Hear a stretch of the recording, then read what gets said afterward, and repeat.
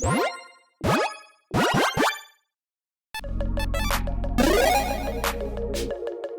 everyone, Mitch coming in from the Commander's Core studio with Alek. Hey, it's 2 in a row. we did it. Yeah, it depends on again if you saw the most recent episode or not. Just like the ordering of things. I always talk about like previous ones, and I'm like, but now I have to remember what order to put the episodes in, and sometimes it doesn't make sense, and that's okay if not. So, we'll just break your immersion. It's all right. Exactly. Yeah, we're recording multiple episodes on the same day. I'm wearing the same shirt. There you go. Previously, there were episodes where I was like, bring multiple shirts, we'll change, and then people won't know. And I'm like, I don't care. You can know that we're recording 3 on the same day. No. It makes more sense, you know. Yeah, I listen to it while I'm working a lot. So. Exactly. There you go. Okay, so on today's episode, we are not talking about the ins and outs of YouTubing. We are talking about what? What are we talking about? We are talking about making cuts. Oh, okay. So, not cutting YouTube episodes either, and like, you know, that's editing. Something we should have cut. Exactly. Yeah. There you go. But no, we are talking about cutting cards out of your deck when you are going about and building a deck, which is probably the most difficult part of like Commander in general. Like not playing the game, not putting the deck together. It is literally like cutting cards in the deck because you got this awesome idea and you just like chucked literally card after card after card into the list. And you didn't realize it until you hit save, and then you're like, "Oh, I'm at 160 cards." Not counting lands. Not counting lands. Yeah. And unfortunately, in the rules committee, won't really bend on this rule. 100 is the max. Unfortunately. Rip Battle of Wills. Yeah, Battle of Wills or Wits. Wits. Yeah. Yorion, unfortunately, cannot be a companion. But yeah, because of that, you need to cut down to just 100 cards, and it is annoying. It is obnoxious. It is stressful. You will lose sleep. All the things. Oh yeah, the number of times I've stayed up till like 1 a.m, just like making those last few cuts. The last like 5 takes forever. Like sure, like if you got 160 and you're cutting down, it's like okay, I get through the first 10 like quick. All right, easy, done. All right, great. All right, now what? And then you're down to the last 5, and you're like, oh my gosh. And at a certain point, it's just like I don't even care anymore. It's like cramming for a test. It's just like.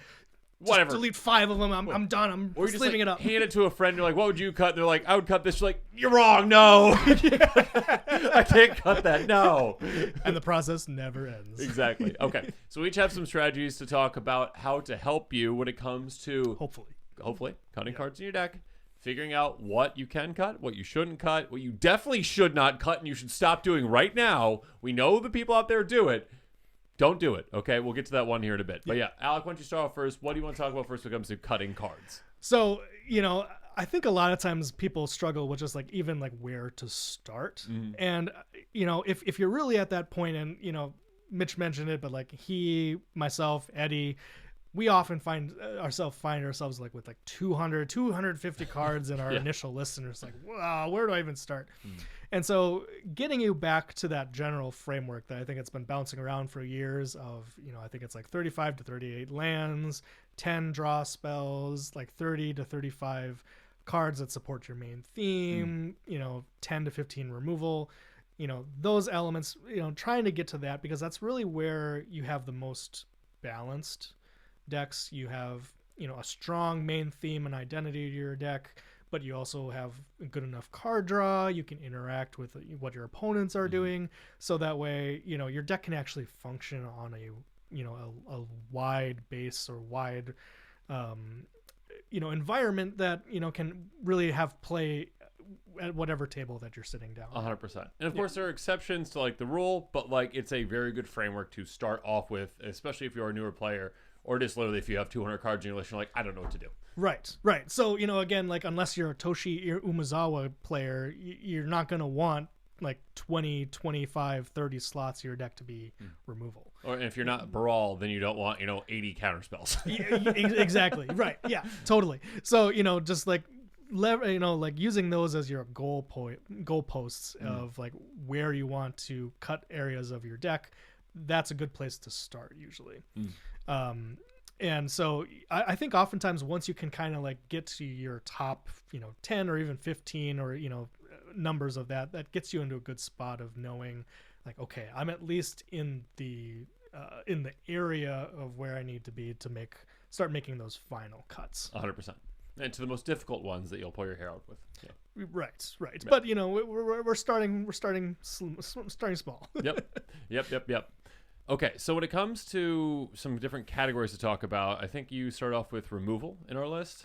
Yeah, well, let's touch on that point that you mentioned earlier, though, is the things that you absolutely cannot We're gonna start with that one. cut. And I'm not talking about your commander. That I'm seems like a talking good about lands. That's a good one to start with. Yes, do not just cut lands. No. Again, if your deck needs 37 lands and you have like 3 cuts left, and you're like, chop out a few forests, we're good to go. It's like, it just doesn't work if you're trying to make the deck really function. It 100%. Just, 100%. You can. No, I'm not even gonna say it. I mean, I will say I have shaved like 1 or 2 off of lists before. We've all been there. That have been like very high competitive. Yep. Like definitely like average CMC of like 1 or 2 before. But no, just don't. Just don't do it. Just don't. You're going to be shuffling so many more times and be like, I don't know how it is that I keep getting 1 land in each of the. And we've all been there where we do have 37 lands on deck and you still keep getting 1 or 0 or whatever. Yeah. And you keep mulliganing. But like, yeah, if you got 28 lands in your deck and you keep mulliganing, I do not feel bad for you. Right. And, conversessly, we've all been in the scenario where we've got 37 lands in the deck and we draw nothing but lands. Yep. And the truth is it sucks to be land flooded, but that's not always going to be the regular case. Yeah. For your deck. You might want to consider like putting in lands that have other functionality. Sure. So like cycling lands, for example, are a great way of dealing with land flood because you could replace it then with another card off the top of your deck. Yep. Helps out a little bit when it comes to that, land flooding effect. Or bounce lands in the opposite too, where it's like if you don't have enough lands in your opening hand, but you have like a basic and a bounce land, then you technically have 3 mana instead of just 2. Right, exactly. Yeah, there are ways to mitigate this problem. Absolutely. And one scenario, one bad experience doesn't necessarily mean that that's going to apply every single game. But you're going to remember the bad one and be like, it always was that. Yep, 100%. So, yeah. Make sure you have a reasonable amount of lands in your deck. Again, I think the recommendation initially is like 35 to 38 for typical commander decks. Right. Obviously, it can be more if you have like a full lands deck or whatever, or it can be less if you've got like Joyra, Artifact Storm with all low to the ground CMC. Who would have a deck like that? No one. Anyways, let's move on. Or Hogak, apparently. Yeah, which is what, you have 16 lands in that deck? What do you have? 17, I think. 17 lands, and it functions super well. It's crazy. Okay, so outside of those, 35 to 38 lands. Stop just cutting lands. I think you said, is it Roy who ended up down to like 21 lands in a deck or whatever? And to be fair, this was an accident. He had an awesome nickel bolus deck. It'll happen on accident. 100%. You won't recognize. You're like, oh wait, why am I not drawing any lands? We've all been there, especially when you get like some new cards that you trade or whatever, and you're like, okay, I got to make some quick cuts before this next game. Yeah. Just chucking a couple lands out. We've all been there. Yeah, well, in his case, he swapped it out for mana rocks. Like, yeah. So like over the course of a few months, he kept adjusting his deck. Super ramp, but not enough to cast the ramp. Right. Just got to the point where he ended up with 21 lands at one point. That'll happen. We've all been there. Don't do it. Okay. Right. Okay. All right. So the next part is like, so again, talking about your main theme, your main focus of the deck, so your deck probably, we're getting to the point where decks have a general sense of identity, a general theme. And so like building into that, it's, and again, it's very common for your commander to be representative of what your theme is. It doesn't have to be, but it's very common. But you really should have like at least 30, 35 cards that really do focus in on what you are trying to do with your deck. These are intentional choices that you're making for how your deck wants to win, wants to play over the course of the game. And so if you have less than a third of your deck focused on it, covering that, you're really not going to see it that often or, have repeated effects that can show it. Standard, other formats, you get to play with more than one card or one copy of each card. And so, your, decks are called certain things because they are focused on like 4 of that particular type. Sure. Not so much in Commander. So you really need to focus a little bit more on having that, kind of close connection with that particular element of what you're trying to do with your deck. Yeah. 100%. I think you gave an example before we started talking about like Night of Sweet's Revenge. Like you were playing against a player with a food deck. Yeah. And they had a lot of food support cards like Knife Seats Revenge, which does make 1 food token. Makes your foods able to tap for mana, and you can pay 7 mana, sacrifice it, and creatures control get +X, so have to X the number of food you control.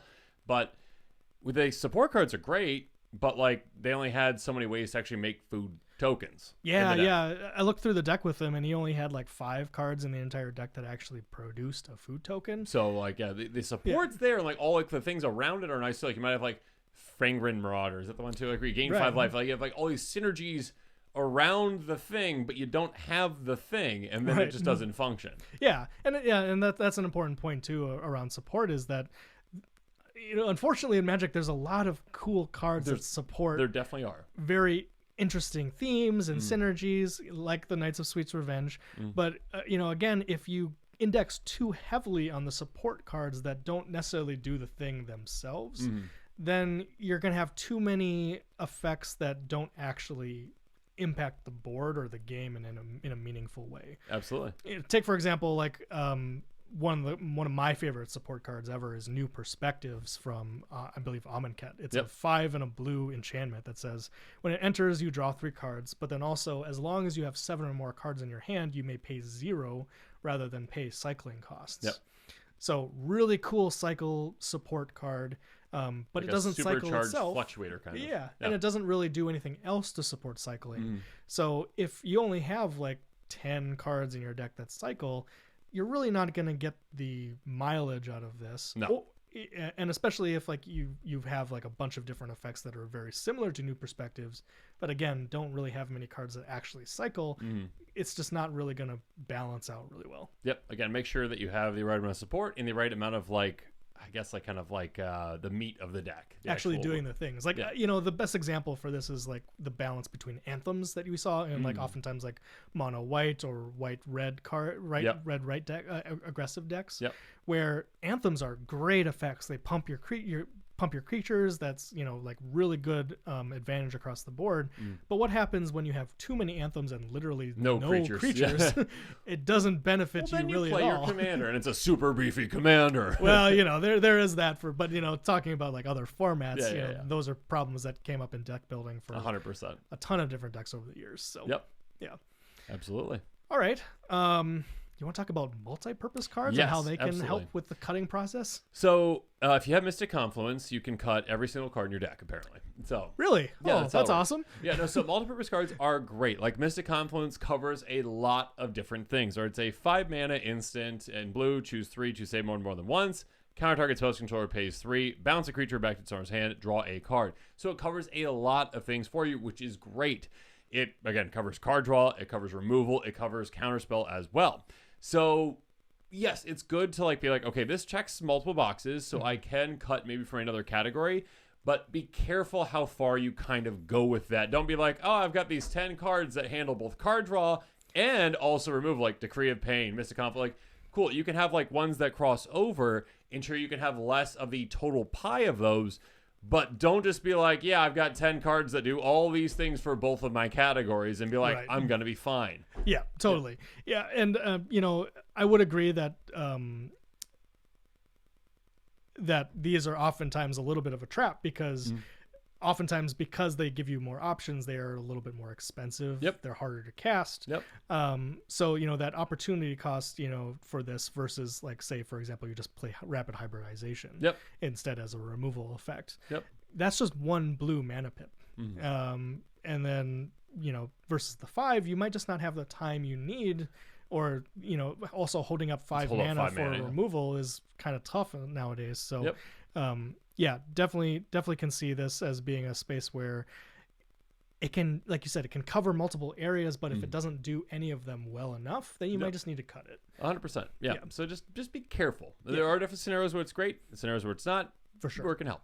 Artifact mutations is another example to show, like, yeah, there are ways to kind of build into the theme while also, you know, being a piece of removal. So a target artifact can't be regenerated, create X 1 green sapping creature tokens for X artifact's mana value.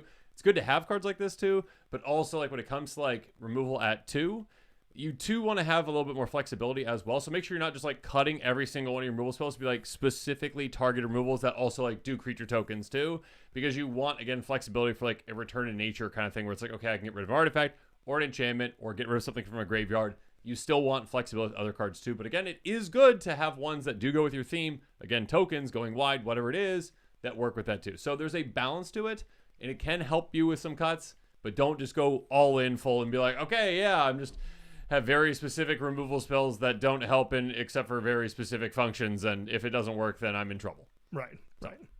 Yeah, and to that point, there's a kind of a conversation too when it comes to staples versus synergies. Yep. So, especially when you're talking about removal, talking about card draw, other elements, themes of your deck, there's going to be a balance, like you said, of 100%.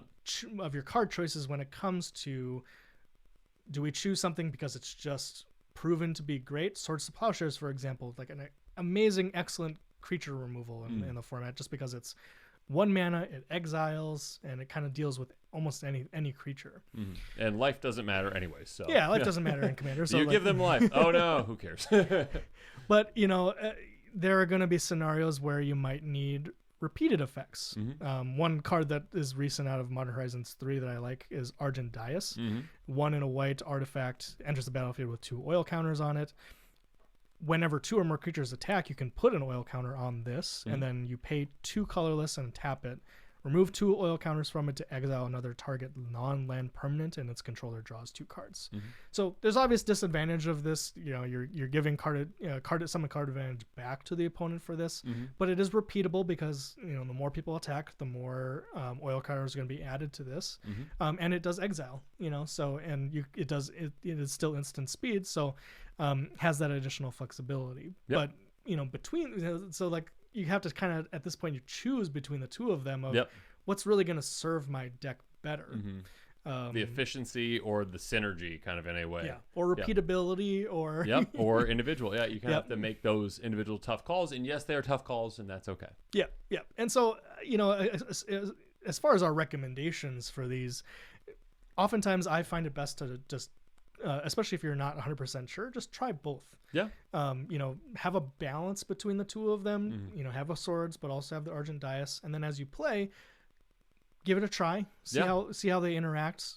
See what kind of scenarios swords works well versus Argent Dais works well, or which ways they don't. Yep. And that'll help inform when you inevitably go back and re-look at the cuts and the choices that you made from your cards. 100%. And again, like with the Argent Dice, you might have other synergies in the deck as well. Like if you have proliferate effects and stuff like that might impact you deciding on this one. If you've got like force attack effects, if you've got things that you don't mind losing yourself so that you can draw some cards with this. So this could be a card advantage engine for you too. For sure. So there's different things that you might not realize that as you make those cuts, but you're like, okay, I need to keep that in there because it helps me in these scenarios too. Yeah, definitely. So, cool.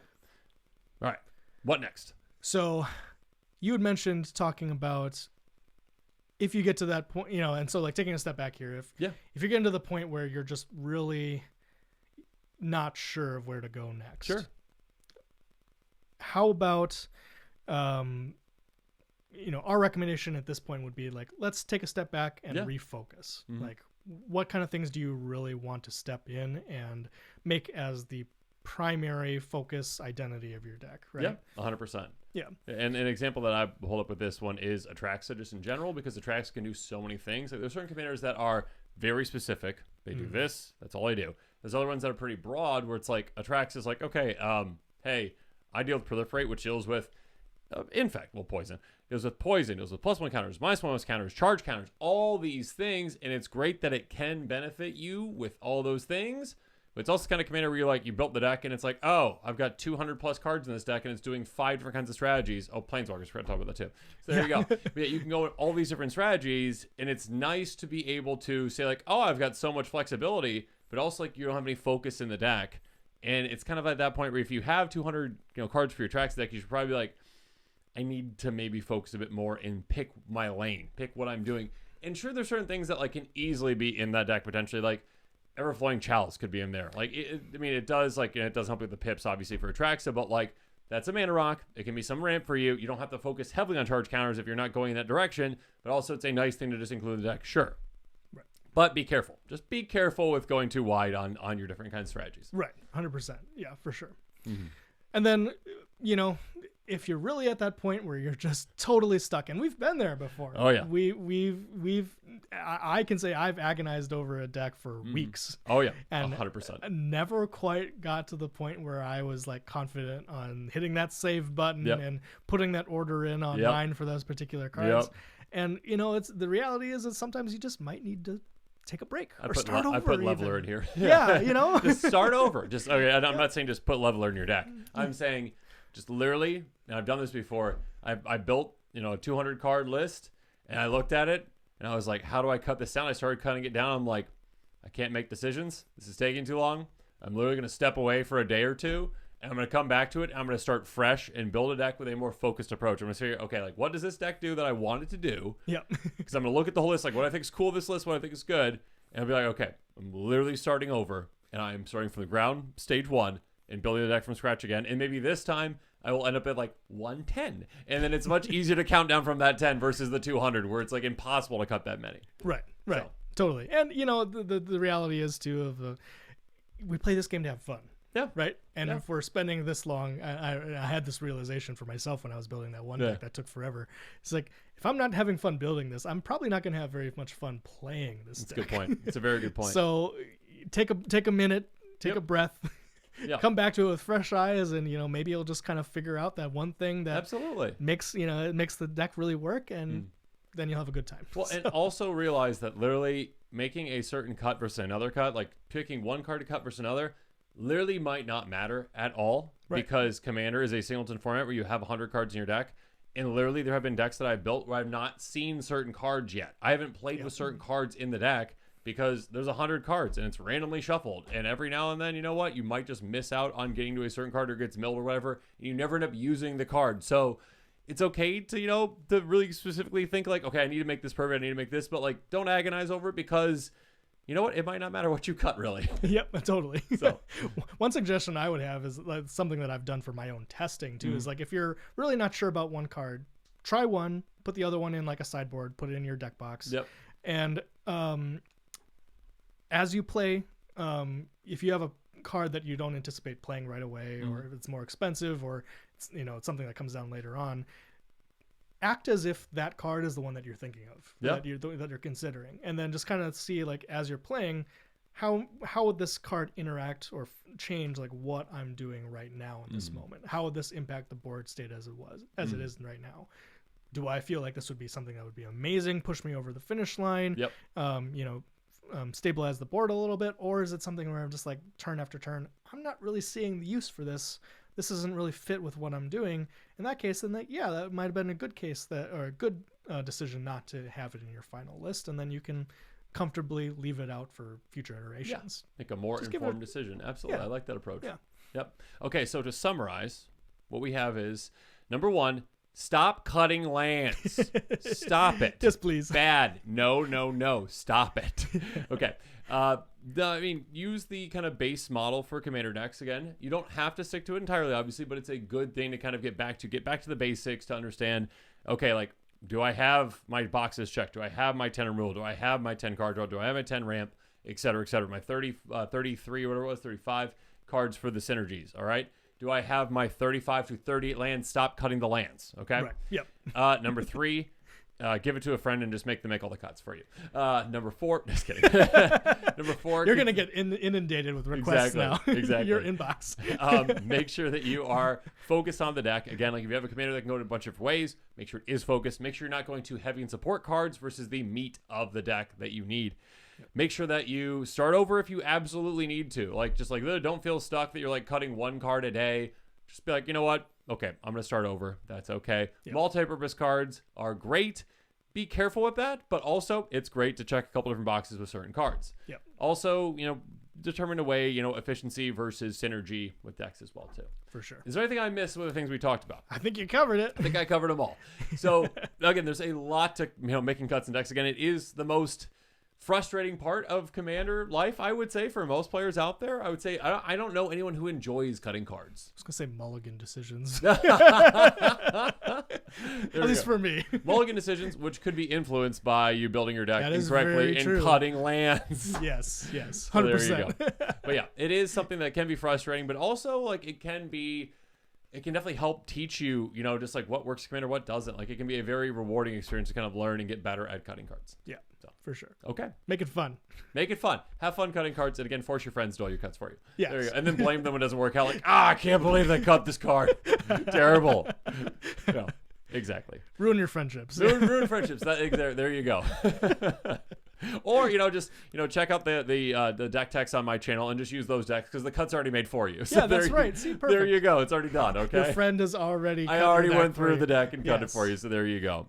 Okay. Regardless, Alek, thanks for having this great discussion with me today. Anytime. Enjoyed having you on. Comment below with your thoughts on this. Any recommendations you have for other players as well, including us, when it comes to making cuts? Yeah. Put it in the comments, please. Absolutely. And of course, as always, thanks again, and have a good one. This show and episodes like this one are possible thanks to viewers like you. If you're looking for an easy way to help support this show, make sure that you like, share, and subscribe. Also, hit that bell notification icon so you don't miss any new episodes. You can also go check out our playmats and other merchandise at thecommandersquarters.com. We also have a ton of brand new t-shirt designs in stock, so make sure you check out those as well. Another easy way to support this show is with our TCG Player affiliate links. So whether you're buying a deck or individual cards, you can use this general link right here or one in the description. And the final way that you can support this show is by supporting us directly by becoming a patron. There are many benefits to being a patron, and I truly couldn't do this without all of their support.